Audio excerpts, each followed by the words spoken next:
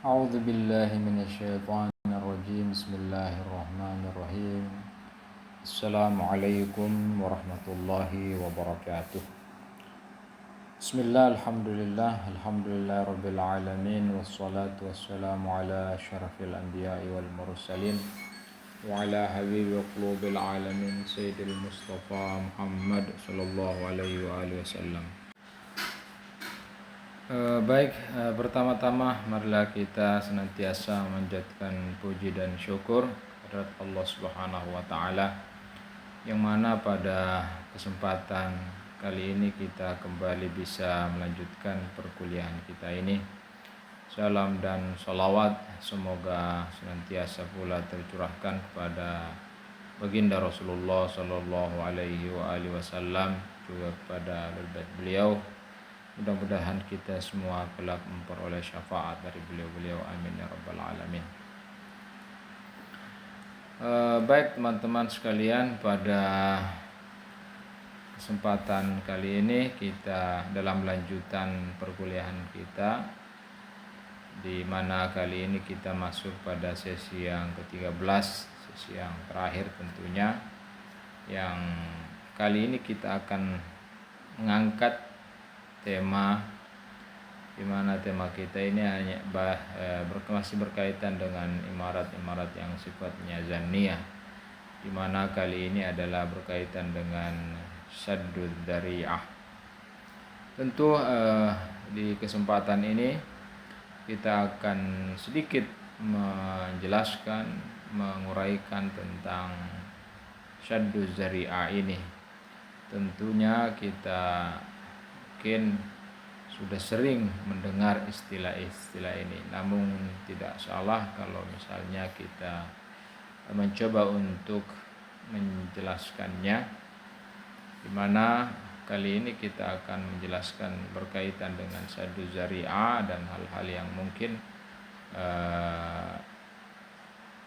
yang dijadikan sebagai dasar ataupun dalil untuk kemudian membuktikan apakah saddud dzari'ah ini menjadi salah satu hal yang dijadikan sebagai sumber hukum, ataukah saddud dzari'ah ini tidak sama sekali menjelaskan suatu keputusan syariat,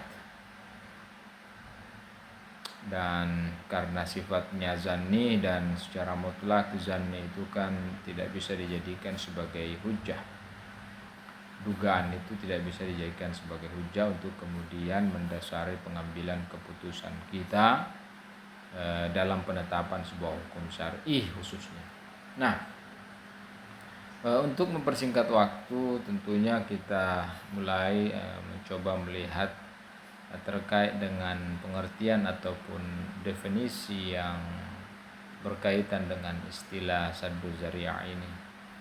Kalau kita tinjau dari segi kata, tentu secara harfiah sad itu berarti menutup atau juga bisa berarti mencegah. Sementara dzari'ah itu atau dzara'i yang merupakan bentuk jama' atau bentuk plural daripada zari'ah,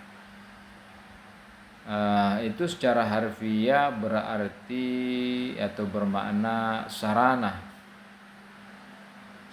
yang tentunya dengan itu seseorang itu dapat mencapai, dapat meraih sesuatu.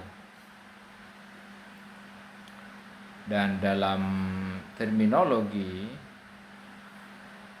tentu memiliki berbagai pengertian, berbagai definisi, dan definisi yang mungkin bisa dikatakan definisi yang paling dekat atau yang bisa dikatakan sebagai definisi yang cukup komprehensif ini adalah bahwa yang dimaksud dengan dzari'ah itu adalah sarana yang kemudian bisa mengarahkan kita, bisa membimbing kita menuju atau memperoleh salah satu dari 5 hukum atau perintah wajib itu 5 hukum taklif lah istilahnya. Hukum taklif. Jadi berdasarkan uraian yang barusan kita sampaikan itu bahwa saddu zari'ah itu artinya bisa dikatakan atau menurut terminologi berarti meninggalkan dan mencegah segala cara yang mengarah pada pencapaian sesuatu yang dilarang. Jadi meninggalkan dan mencegah segala cara yang mengarah pada pencapaian sesuatu yang diharamkan, yang dilarang. Nah itu pengertian tentang sad, pengertian tentang zari'ah, dan seterusnya adalah kombinasi daripada dua kalimat ini, dua kata ini, sehingga melahirkan sebuah pengertian, sebuah pemahaman bahwa yang dimaksud dengan saddu zari'ah itu tadi, yaitu meninggalkan atau mencegah segala cara yang kemudian mengarahkan seseorang untuk sampai pada perbuatan atau terjerumus pada perbuatan yang dilarang atau yang diharamkan. Nah, terkait dengan masalah atau isu tentang saddu zari'ah ini, saddu zara'i juga telah dibahas, telah banyak dibahas, telah banyak diteliti di dalam kitab-kitab usul fikih Syiah. Tapi yang perlu kita catat di sini, yang perlu kita ketahui dan perhatikan bahwa kalau di dalam kitab-kitab usul fikih Syiah itu tentunya memiliki bentuk lain. Dia tidak menggunakan istilah saddu zari'ah, tapi justru memilih hal yang berbeda dari itu, di mana ya kalau kita lihat substansinya itu tidak jauh berbeda. Lantas apa tema apa yang diusung oleh usul fikih Syiah ketika menjelaskan tentang saddu zari'ah ini? Mereka menggunakan istilah muqaddimah wajib atau muqaddimah haram. Muqaddimah wajib dan muqaddimah haram. Dan telah terjadi perdebatan, ya tentunya perdebatan yang cukup rinci di antara para ulama Syiah mengenai apakah muqaddimah dalam suatu hukum itu tunduk pada dzil muqaddimah. Nah, ini ada istilah muqaddimah dan dzil muqaddimah. Ada muqaddimahnya, baru kemudian muqaddimah itu untuk suatu perbuatan misalnya. Ada dzil muqaddimah. Ini menjadi cukup diperdebatkan ya di kalangan ulama ahlul bait. Apakah misalnya muqaddimah itu dalam suatu hukum itu tunduk pada dzil muqaddimah? Ya, contoh sederhananya adalah ketika kita misalnya menjelaskan tentang wudu dan sholat. Nah, wudu ini anggap dikategorikan sebagai muqaddimah. Muqaddimah untuk kemudian seseorang bisa menunaikan sholat. Wudu ini adalah muqaddimah, sementara sholatnya itu adalah dzil muqaddimah. Nah, dzul muqaddimah lah itu yang memiliki muqaddimah itu. Nah, kembali saya isyaratkan bahwa yaitu yang menjadi perdebatan, apakah muqaddimah itu dalam suatu hukum tunduk pada dzil muqaddimahnya itu ataukah tidak. Ini yang diperdebatkan, yang menjadi atau poin utama dalam pembahasan muqaddimah wajib dan muqaddimah haram. Nah itu. Nah, meskipun tentunya terdapat perbedaan pendapat, terdapat perspektif yang berbeda dan pandangan yang berbeda di antara para ulama terkait dengan persoalan ini, terkait dengan hukum wajibnya mukaddimah wajib dan hukum haram mukaddimah haram, serta pembahasan tentang saddu zari'ah. Nah, itu dapat dikatakan bahwa di kedua kelompok Islam itu terdapat ulama yang meyakini keharusan atau wajibnya mukaddimah wajib itu. Dan ada juga ya kelompok yang mengatakan bahwa keharaman atau mengklaim keharaman mukaddimah haram. Serta mereka juga meyakini bahwa saddu dzara'i ini atau saddu zari'ah ini, meskipun mereka tidak sepakat misalnya mengenai ruang lingkup penerapannya ini. Ya, kalau sudah masuk pada pada ruang penerapan, ya tentunya akan berbeda satu dengan yang lainnya. Nah ini. Tapi yang jelas bahwa antara mukaddimah semacam ini dengan saddu zari'ah itu bisa dikatakan yang tadi itu saya isyaratkan dari segi substansinya mungkin sama. Itu karena kapan kita misalnya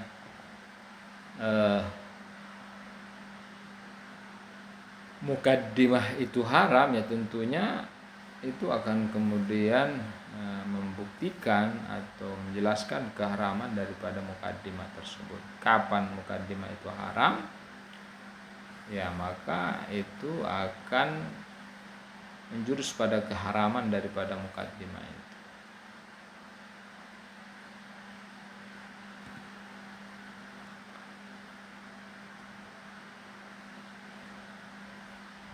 Tentu kalau kita mau meninjau, melihat lebih jauh, ya terdapat perbedaan, misalnya perbedaan pendapat antara ulama Syiah dan ulama Sunni mengenai sumber dan rujukan untuk mengambil hukum syariah serta syarat-syarat keabsahannya.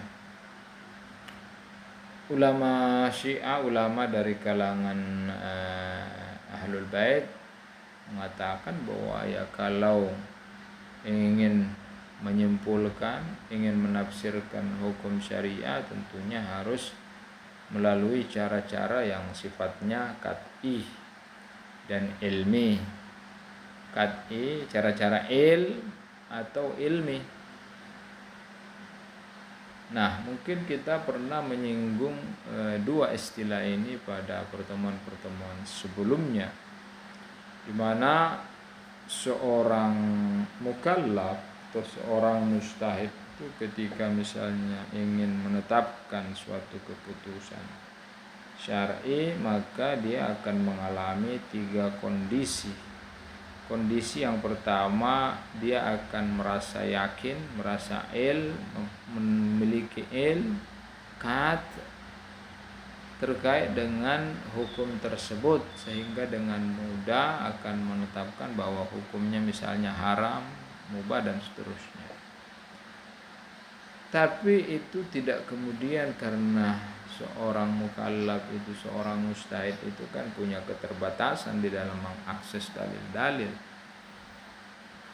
sehingga kemudian kondisi yang dihadapi itu, yang dimiliki itu bukan hanya kondisi yang sifatnya qat'i, tapi ada juga kondisi-kondisi yang dikategorikan kondisi ilmi, yaitu zan. Zan di sini kalau secara umum atau secara mutlak itu tidak bisa kita katakan dia memiliki hujjah.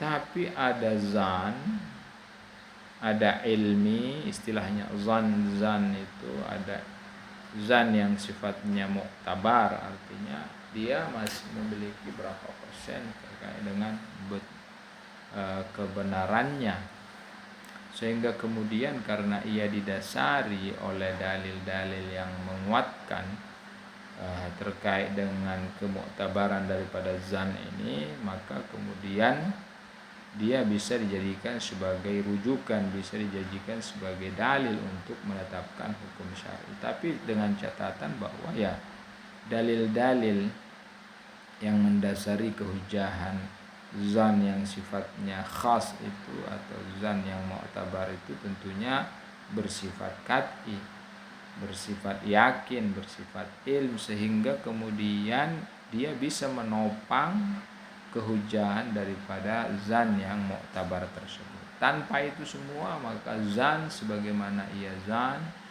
secara mutlak itu tidak diperbolehkan untuk kita bisa menjadikannya sebagai rujukan untuk menetapkan, untuk mengeluarkan fatwa terkait dengan sebuah persoalan yang betul-betul dalilnya itu tidak ada. Nah, itu tadi bahwa ya tidak diperbolehkan dalam mengambil hukum syariah itu berdasarkan zan, kecuali untuk zan yang sifatnya mu'tabar, yang keabsahannya telah terbukti. Zan itu tidak bisa dijadikan, atau dugaan itu tidak bisa dijadikan sebagai dalil ataupun landasan. Tapi ketika ada dalil yang kemudian membuktikan keabsahannya itu, maka zan itu bisa dijadikan sebagai bukti, bisa dijadikan sebagai dalil, bisa dijadikan sebagai landasan untuk menetapkan, dasar untuk menetapkan keputusan hukum syar'i.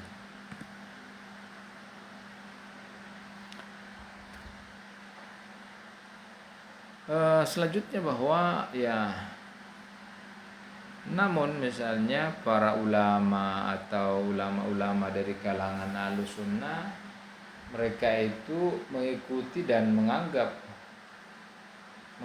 sebagai bukti segala sesuatu yang menimbulkan zan terhadap ketetapan ilahi, untuk kemudian mengambil kesimpulan dan menafsirkan hukum-hukum agama.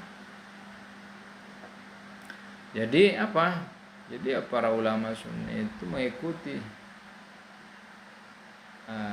mengikuti dan menganggap, mengklaim misalnya sebagai bukti segala sesuatu yang menimbulkan zan terhadap ketetapan ilahi, untuk kemudian mengambil kesimpulan dan menafsirkan hukum-hukum agama itu.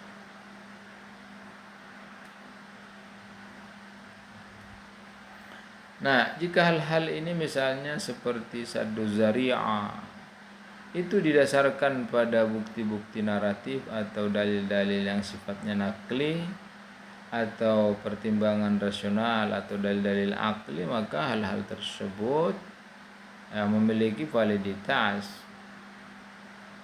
Jadi bisa saja misalnya saddu zari'ah itu dijadikan sebagai salah satu rujukan, salah satu sumber untuk kemudian bisa menetapkan hukum syar'i, yaitu ketika misalnya didasarkan pada bukti-bukti naratif atau dalil-dalil nakli, atau misalnya adanya sebuah pertimbangan rasional.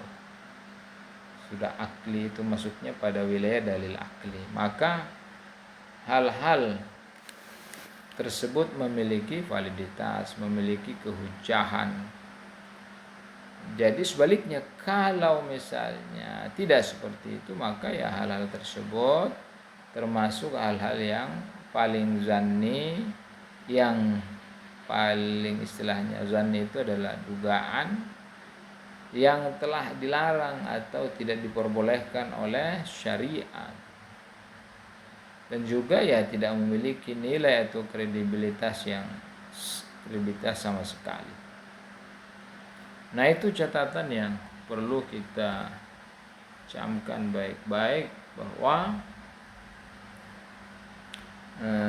yang namanya saddu zari'ah itu kembali lagi, apakah saddu zari'ah itu didasari oleh bukti-bukti yang kuat dalam artian dalil-dalil nakli sekaligus juga dalil-dalil akli.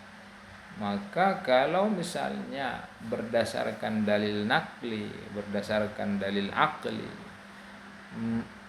saddu zari'ah itu terbukti memiliki nilai kehujahan, bisa dijadikan sebagai rujukan, maka ya tentu kita akan merujuk dan menjadikan ia sebagai salah satu bagian daripada imarat itu atau amarat itu.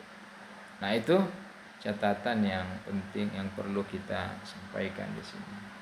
Saya kira itu yang bisa disampaikan pada kesempatan ini, mudah-mudahan bisa memberi manfaat. Wabillahi taufiq wal hidayah. Wassalamualaikum warahmatullahi wabarakatuh.